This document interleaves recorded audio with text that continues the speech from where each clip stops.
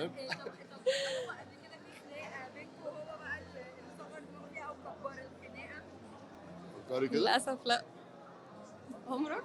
عمري ما كبرت خناقه. لأ بعدي الدنيا دايما. ما حصلش الصراحة. بمناسبه الحسد بقى والحاجات دي، هو طبعا أنا يعني بتبقوا خناقات بعد لما بيبقى في اي حاجه في كذا مره يحصل مواقف كده ان بوست حاجه تبقى حاجه حلوه طب جدا هقول لك وبعدها على على طول حاجة. نتعارك أنا بالنسبة لي ربنا ذكر الحسد كم مرة في القرآن، وفوق دي ذكر ان هو ربنا هيحمينا وان ربنا بايديه كل حاجة اكتر بكتير. فانا بالنسبة لي انا لو انا داعي ربنا قريبة من ربنا ومقدرة النعمة اللي في ايديا، مش انسان وحش هيبص لي هيشيل النعمة دي.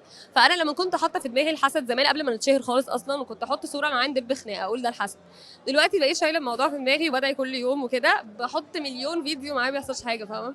فانا حاسة ان هو دي حاجة جواك وايمانك بربنا هو اللي بيبعدك عنها يعني. بس ربنا يا رب. يحفظكم يا رب. ميرسي جدا. شكرا ربنا قوي. يخليك يا رب.